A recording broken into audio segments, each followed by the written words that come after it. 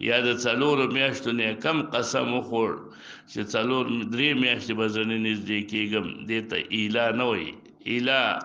په شریعت کې دې ته وایي چې د څلورو میاشتو یا د څلورو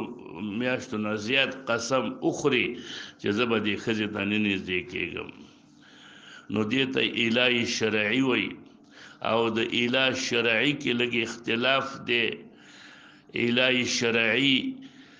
اختلاف دا دی چې یو سړی د خپلې ښځې نه داسې ایله وکړه، قسم یې وکړه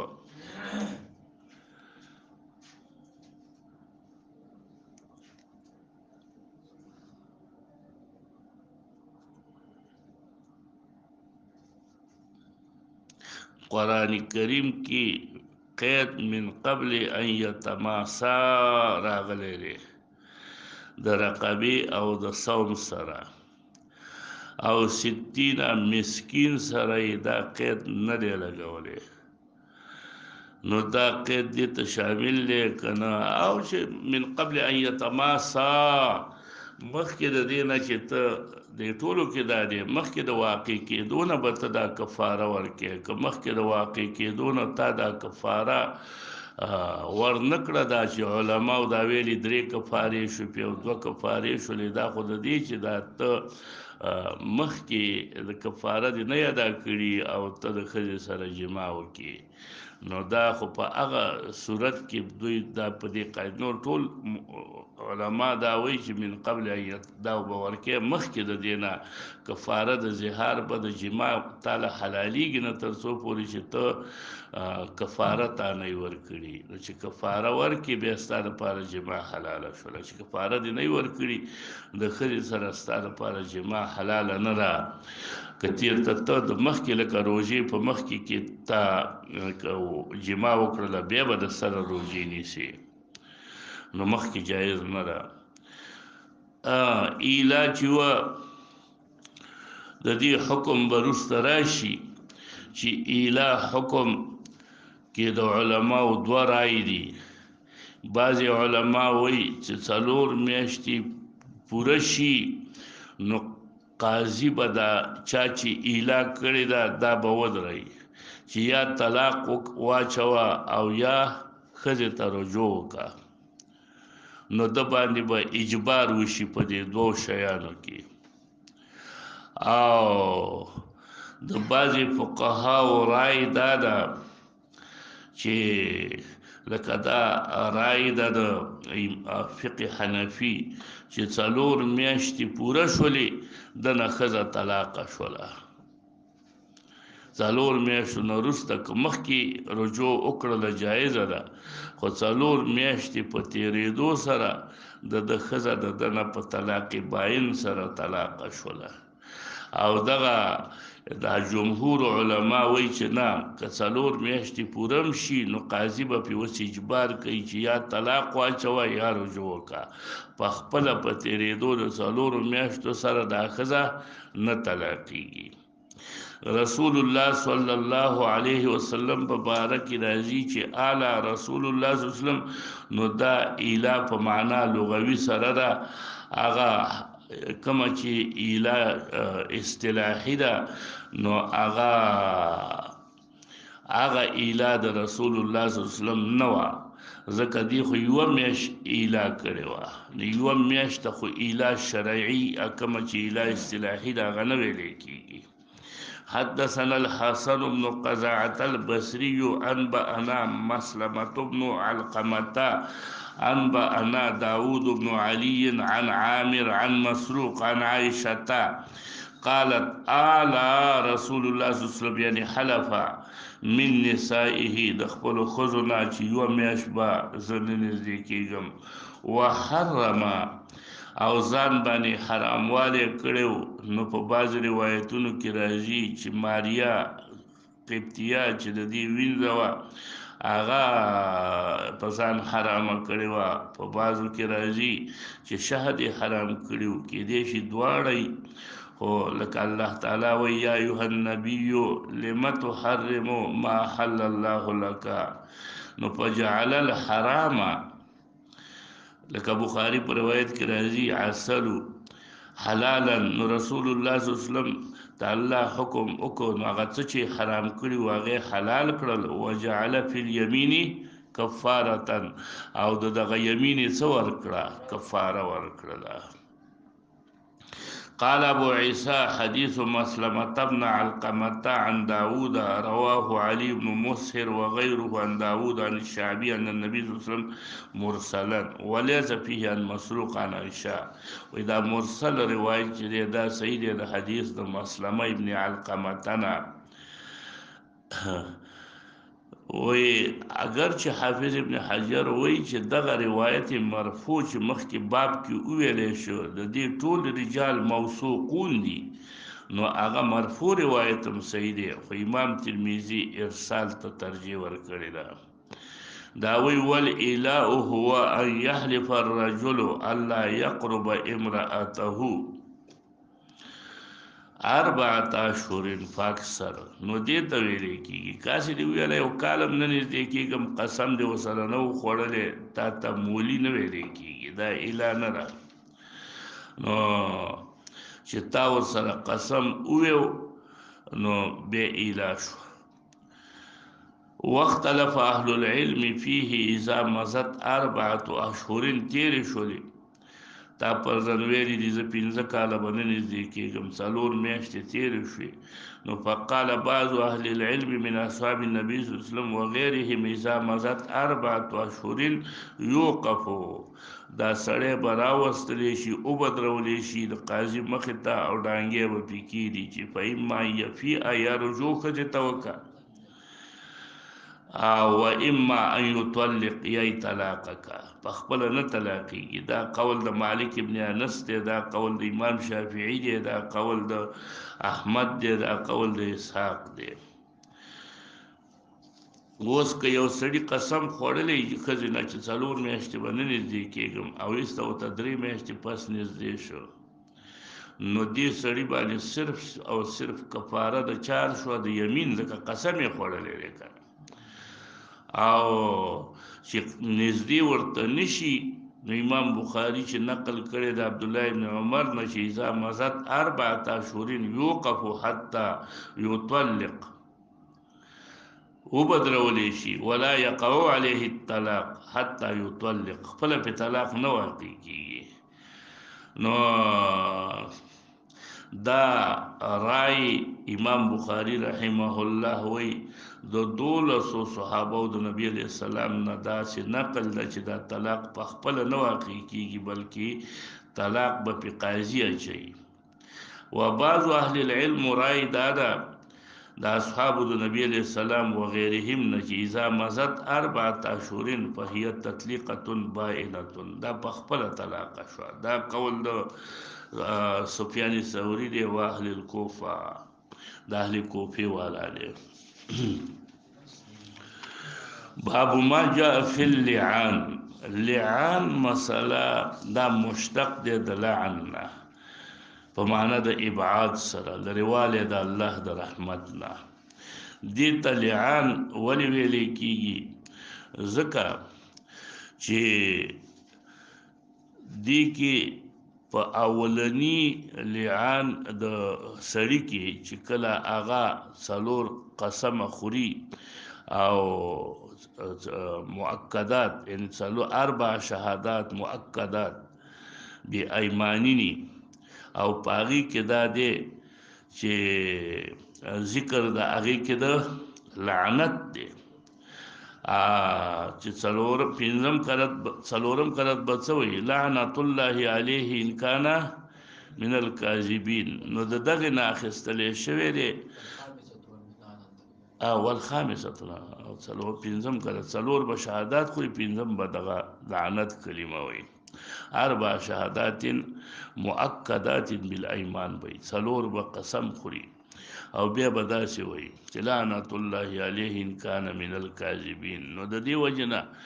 دغه لعنت لفظ د دې اولنی د سړي د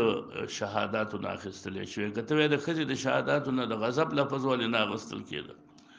نو وایي دا د دې وجې نه چې د سړي دغه لره اعتبار دی ثبوت خو د سړي په هغې کېږي ښځه خو صرف ځان نه حد دفع کوي نو اصل کې لعان د جانبه د سړي نه راځي نو دې ته ځکه وایي یا بعضې علماو د دې وجه دا هم بیان کړې ده چې لعان لرېوالي ته ویلی کېږي لعن ویلی کېږي ابعاد لرېوالی نو دلته هم د ښځې او د خاوند په منځ کې مؤبد ډول باندې جدایي راشي یو د بل نه لرېوالی راشي مؤبد حدثنا حناد قال حدثنا عبدة بن سليمان عن عبد الملك بن أبي سليمان عن سعيد بن جبير قال سئلت عن المتلاعنين في إمارة مصعب بن زبير مصعب بن زبير والیو په عراق په کوفه او دغه وخت کې سعید بن جبیر موسیده په کوفه کې وای ما نه سوال وکړلی شو چې دا متلاعنین ښځه او خاوند چې دی او لعان وکړي نو ایفرق بینهما دا په منځ کې به جداوالی ورسره وستلی شي که نه جداوالی پکې نشته تر څو پورې چې طلاق یې نه اچولي نو دا جدا کېږي که نه به جدا کېږي وای ما سوچ وکړ فما دریت ما قولو نو فقمت مکانی زه په همدقه ځای پاڅېدلم الی منزل عبدالله بن عمر په روایت د مسلم کې راځي چې فمضیت الی منزل عبدالله بن عمر یعنی خپل ځای باندې پاڅېدلم او دواره مې سفر شروع کړ منزل د ابن عمر ته چې ورورسېدم استأذنت علیه فقیل لی انه قائل ما ته ویل شو چې قیلوله کوي وی فسمع زما دا خبرې واورېدلې هغه فقال ابن جبیر دا استفهام سره دی چې ابن جبیر دی ادخل راځه ما جاء بك الا حاجه وی فدخلت فاذا هو مفترش بردعه رحل بردعه د رحل دی ته وایي چې د رحل د لاندې به داسې ټوټه یا کته شانته اچول هغې ته خلک کته وایي نو دغه بردعه د رحل یې خوره کړې وه په دې پروت نو معلوم دا هغه زیات انکسار د عبدالله بن عمر په بردعه د رحل باندې پروت فقلت یا ابا عبد الرحمن المتلاعنان ایفرق بینهما فقال سبحان الله نعم سبحان الله د تعجب د پاره ویو چې تا نه دا مسله څنګه خفي پاتې ده ان اول من سأل عن ذلك فلان بن فلان واتى النبي صلى الله عليه وسلم فقال يا رسول الله لو ان احدنا راى امراته على فاحشه فزنا كيف يصنع ان تكلم بامر عظيم تاسو په دواره حد قذفنا في زوي امر عظیم دی وان سکتا او کو چوپ پاتې کیږي نو سکتا على امر عظیم زکه د وسیله قال فسكت النبي صلى الله عليه وسلم فلم يجبه فلما كان بعد ذلك أتى النبي صلى الله عليه وسلم فقال إن الذي سألتك عنه قد ابتليت به هغه کار ما ولید مخکې کېدی شي اثرات یې لیدلي وو ځکه دا پوښتنه یې کوله فأنزل الله هذه الآيات التي في سورة النور والذين يرمون أزواجهم ولم يكن لهم شهداء إلا أنفسهم حتى ختم الآيات فدعا الرجل فتلا الآيات عليه ووعظه او به ورته وعظ وکړو ګوره چې دروغ ونه وي وذکره نصیحت یې ورته وکړه تذکیر واخبره ان عذاب الدنیا اهون من عذاب الآخرة فقال لا والذي بعثك بالحق ما كذبت عليه ما ور باندې دروغ نه دی ویلي زه ور باندې رښتیا خبره کوم نو په دې باندې اتفاق دی چې د لعان اولنۍ ابتدا به د خاوند نه کېږي اوس که چېرته د ښځې نه وشوله نو دا لعان صحیح نه دی بیا به د سره کېږي البته امام ابو حنیفه رحمه الله د هغې په صحت قایل دی خو یو لا دا ده چې د سړي نه وشي که د ښځې نه وشو هم جایز دی ثم سنا بالمرأة یعنی بیا به راوګرځول دا بیا به تکرار کړل دا قسمونه ښځې ته او هغه ته به وعظها وذکرها واخبرها ان عذاب الدنیا اهون من عذاب الاخره فقالت لا والذي بعثك بالحق ما صدق د رښتیا ونه ویل فبدأ بالرجل فشهد 4 شهادات بالله إنه لمن الصادقين والخامس أن لعنة الله عليه إن كان من الكاذبين ثم صلى بالمرأة فشهدت 4 شهادات بالله إنه لمن الكاذبين والخامس أن غضب الله عليها إن كان من الصادقين ثم فرق بينهما بیا رسول الله صلی الله علیه وسلم دا دواړه جدا کړ په جداوالي دایمي سره په دې الفاظ باندې امام ابو حنیفه فقه حنفي زمونږه استدلال کړی دی چې په مابین د مطلعینانو کې فرقت او جداوالی نه راځي تر څو پورې چې حاکم هغه جدا کړي نه حاکم به جدا کوي که په خپل لعان معان وکړي وای دې منځ کې جداوالی نه راځي ځکه دې روایت کې راځي فرق بینهما امام مالک او شافعی رحمه الله امام احمد او دوی ټول وای چې نه لعان او شو خزه د خاون باندې محبت ډول باندې حرام شوله چې جدا شوله امام شافعی رحمه الله وای څنګه چې سړی خاون فارغ شو د لعان د واره خزه په طلاق شوله جدا شوله اگر کله خزه لعان نه لري خو خزه په لعان د سړی باندې جدا شوله قال ابو عيسى حديث ابن عمر حديث حسن صحيح والعمل على هذا الحديث عند اهل العلم أنبأنا قتيبة أنبأنا مالك بن أنس عن نافع عن ابن عمر قال لعن رجل امرأته وفرق النبي صلى الله عليه وسلم بينهما وألحق الولد بالأم داسې صورت کې چې سړی خپل ولد نفي کړي نو دا بچی به د چا نه نسب ثابتېږي د مور نه صرف ولد الزنا به صرف او صرف د مور نه نسب ثابتي د پلار نه به نه ثابت قال ابو عيسى هذا حديث والعمل على هذا عند اهل العلم اصل کې لعان د رسول الله په زمانہ کې دوه صحابه کړو یو عویمر عجلانی او چې خپل خزه په شریک ابن سحمه باندې تورنه کړو چې دا بچي زمانه لري او دا سنه نهم هجرت کیو او دویم چې لعان چا کړی دی هغه هلال ابن امیه هغه چې هلال ابن امیه ابن عامر انصاری راځي په مسلم کې هغه کړو باب ما جاء اين تعتد المتوفى عنها زوجها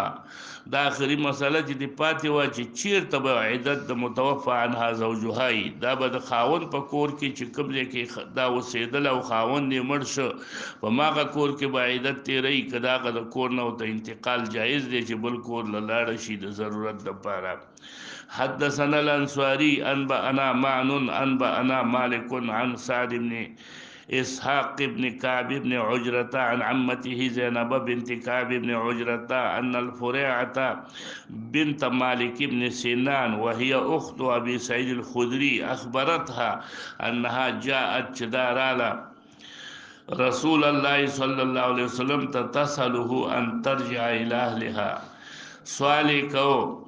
چې دا د اجازه ورکړي چې دا د خپل پلار او د ورونو کور ته په بني خضره کې واپس شي